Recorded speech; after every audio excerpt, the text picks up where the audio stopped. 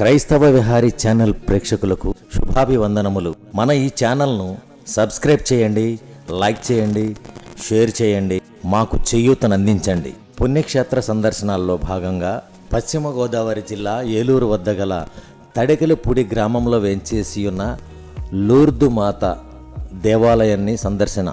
ఈ లూర్దు మాత దేవాలయం పశ్చిమ గోదావరి జిల్లా ఏలూరు నుండి సుమారు 24 కిలోమీటర్ల దూరంలో జంగారెడ్డిగూడెం రూట్లో గల తడికెలపూడి గ్రామంలో ఉంది. తడికెలపూడి గ్రామం నుంచి హై స్కూల్ రోడ్లో ఒక 500 గజాలు ముందుకు వెళితే ఈ లూర్దు మాత దేవాలయం ఉంటుంది.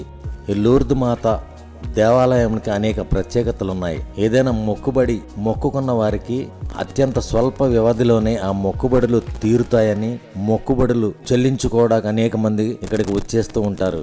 ప్రతి ఏడాది మార్చి 1, 2, 3 తేదీలలో అత్యంత వైభవంగా ఇక్కడ లూర్దు మాత ఉత్సవాలు నిర్వహిస్తారు.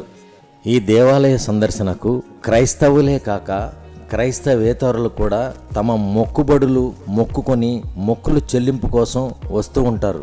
అత్యంత వేగంగా అభివృద్ధి చెందుతున్న లూర్దు మాత దేవాలయాన్ని క్రైస్తవ విహారీ ఛానల్ సందర్శించుకోవటం మహద్భాగ్యంగా భావిస్తున్నాం. ఒక ఆధ్యాత్మికత శక్తి ఉందని మాకు అనిపించింది. పుణ్యక్షేత్రంలో ప్రతిరోజు దైవ ప్రార్థనలు, జపమాల తదితర ఆధ్యాత్మిక అంశాలను నిర్వహిస్తూ ఉంటారు. ఇక్కడికి చుట్టుపక్కల గ్రామాల నుండే కాక పక్క జిల్లాలలో ఇతర జిల్లాల నుండి కూడా అనేక మంది భక్తులు ఇక్కడికి వచ్చి తమ బాధలను ఆ తల్లికి వివరించి ఉపశమనం పొందుతుంటారు. ఇక్కడ కోరిన కోరికలు నెరవేరుతాయని అనేక మంది భక్తులు క్రైస్తవ విహారీతో తెలియజేశారు. ఈ పుణ్యక్షేత్రం గురించి, పుణ్యక్షేత్రం యొక్క ప్రాశస్త్యం గురించి అక్కడి విచారణ గురువులు రెవరెండ్ ఫాదర్ మర్రి ఎలియాస్ గారు క్రైస్తవ విహారీతో మాట్లాడారు.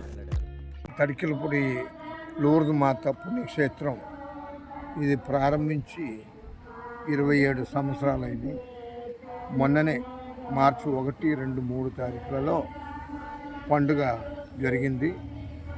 కొన్ని వేల మంది జనము ఇక్కడికి వచ్చారు. ఈ రోడ్లన్నీ కూడా ఖాళీ లేదు, అంత జనం వచ్చారు.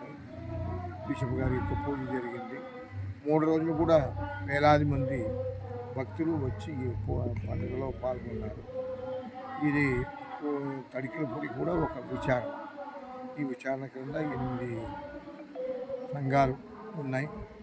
మరి అందరూ కలిసి అలాగే ఎక్కడెక్కడో నుండి భక్తులు పాదయాత్ర చేసుకుంటూ ఇక్కడికి పండుగకు వచ్చారు. మరి ప్రతి శుక్రవారం ఉపవాస స్వస్థ ప్రార్థనలు ఉదయం 9:30 నుండి మధ్యాహ్నం 2:30 గంటల వరకు ఉంటుంది. 2:30 గంటలకు అన్నదానం ప్రతి శుక్రవారం. ఇంకా మే 31 నుండి పౌర్ణమి రాత్రి సంపూర్ణ రాత్రి ఆరాధన ప్రారంభించబోతున్నాం. నేను ఇంతకుముందు గోదావరి మేరీ మాత పుణ్యక్షేత్రంలో డెవలప్ చేసిన వాడిని. అక్కడి నుంచి కరుణ రోగుల మాత పుణ్యక్షేత్రం అని కొమరగిరి పట్టణంలో డెవలప్ చేశాను. ఇప్పుడు ఇక్కడ కొత్తగా నియమించబడి నేను ఇక్కడికి వచ్చి 9 నెలలు అవుతుంది.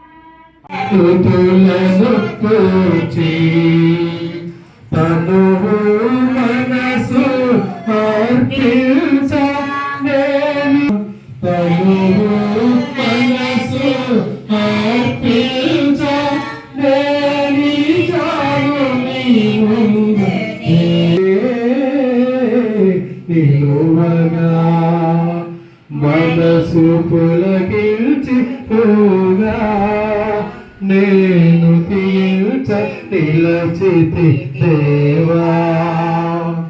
మనసు పులకించి పోగా నేను తీర్చ నా మనసు వేకువ జామున మేల్కొని నీ దివ్య నామము స్మరించి వేకువ జామున మేల్కొని నీ దివ్య నామం స్మరించి నేటికి నీ ముందు దేవా. నేటికి నీ దళకి పప్పుల రోజలిన తండ్రి ఆలి చదివిన యదని మలచితే